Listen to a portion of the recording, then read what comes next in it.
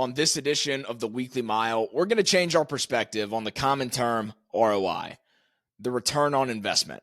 Because oftentimes, the return on investment often causes us to have a scarcity mindset with the investments that we're making and the risks that we're taking. So today, we're going to change that scarcity mindset into an abundance mindset. You're listening to the Take a Step podcast, where we help faith-driven young men reject complacency and take purposeful action every day. My name's Josh Johnston. Let's take a step.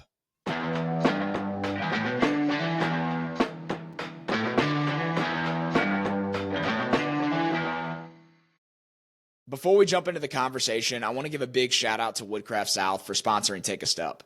If there's someone in life that you want to leave an impression on, so if you're in entrepreneurship or sales and you want to impress a top client with a logo engraved gift, or if you want to send a sentimental gift to a spouse, like a custom charcuterie board or cutting board, Woodcraft South designs custom woodwork that just captivates your attention. And not only do they deliver amazing work, but it's a brand that's so easy to get behind because Turner Lee, who's the owner, fully embodies the take a step mentality. He spent so long just working behind a desk and building this unfulfilling life. So he started this passion project in woodworking. And a couple years ago, he decided to take the risk and turn this part-time passion into a full-time business that continues to grow to this day. So if there's anyone you want to leave a lasting impression on, or if you just want a custom decor piece to elevate your workspace, you got to check out Woodcraft South. The link to their Instagram will be in the show notes below. Check them out, ask for Turner, and let him know you heard about him from Take a Step. Let's get right into the episode. When you hear the term ROI, what's the first thing that pops into your head? Probably return on investment. The idea that what you put in should yield something valuable in return. It's a powerful concept. But what if I told you this traditional mindset could actually be holding you back? Here's the problem. When you're laser focused on ensuring the return is worth the effort, you can get stuck over analyzing the risk. The more you fixate on what could go wrong, the more reasons you find to stay exactly where you are. And while you're standing still, someone else is taking action, learning, growing, and leaving you behind. There's a powerful perspective shift that can happen that can really have a huge impact on the way you view ROI, on the way you view the investments and the risks that you're taking. And it's the difference in what happens if this doesn't work versus what happens if this does work. What happens if this doesn't work? All it does is cause you to focus all of your thoughts and how you view the investments that you're making on, the negative, on the downside, on what's the likelihood that nothing happens. But what happens if this does work shows that you view what you're doing with an optimistic outlook, with understanding that, look, I can take ownership of the work I'm putting in based on the investment that I'm making because there is actual legitimate opportunity out of this investment. And I know this is a very glasses half full versus glasses half empty approach, but think about it this way. The only way to guarantee that nothing changes and your results stay the same, it's choosing not to do anything at all because you're paralyzed by the analysis of the situation. Choose one way or the other. Make the decision. Either make the investment or don't make the investment. So let's flip the script. Here's your new definition of ROI. Result of an action. Imagine this. What happens if you stay exactly where you're at right now? No action, no risk, no mistakes. The result? Nothing changes. Your growth stalls. Your dreams sit on the shelf, and you guarantee that your results stay exactly the same. Now, I know a lot of you listening would probably say something along the lines of, Josh, that's easy for you to talk about, but it's completely different being on my side, on the side of actual implementing the risk and taking the risk and dealing with the repercussions of if it doesn't pay out or pay off. And I get that. And to that, I would say the time I invest into building Take a Step, into building this podcast, has no guarantee that I'm going to get a return on that investment. But I believe in what I'm doing enough to where I have that approach of like, what happens if this does work? If this does work, then I believe so many lives will be changed and so many relationships will be built on this mindset behind Take a Step of, choosing to set aside the fear and really redefining your view of success on shifting from the destination to the process.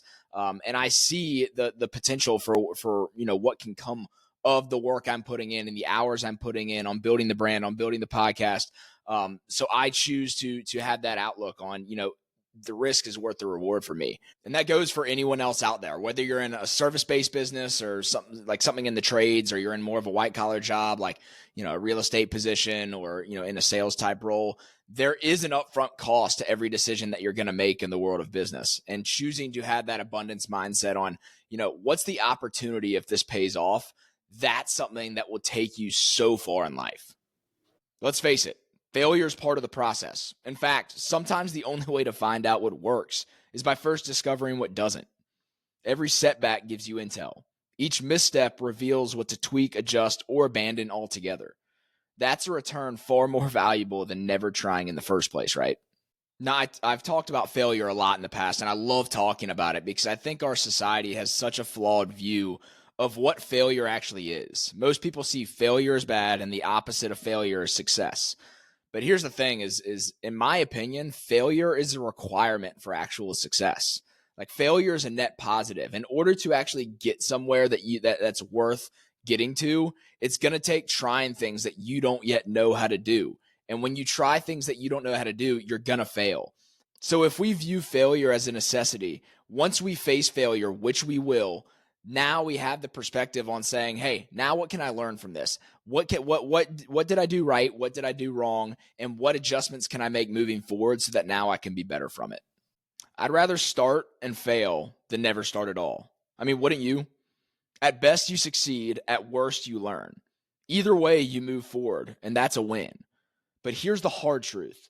You can't course correct something that never started. Nothing changes if nothing changes. I love this quote from Zig Ziglar when he said, "You don't have to be great to start, but you have to start to become great."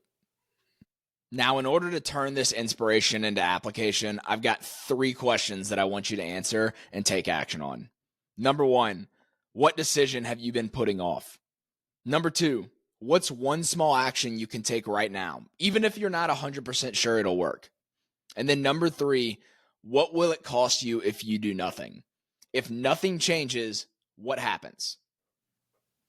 Guys, if you made it to the end of this episode, then obviously you're someone that's ready to take action. And I've got something I want to share with you. Coming up this summer, so over the course of the next couple months, we're going to be launching the Tribe. Here's what the Tribe is. It's a community of faith-driven young men who are committed to taking purposeful action every day when it comes to their personal and professional growth, and they want to surround themselves with like-minded guys who are committed to doing the same. Now, I'm sure you've already experienced this a little bit, but in the natural world, it can be awkward and kind of uncomfortable to have these conversations on these topics of growth, of what you're challenged with, of what you feel like you've been successful at that should be celebrated.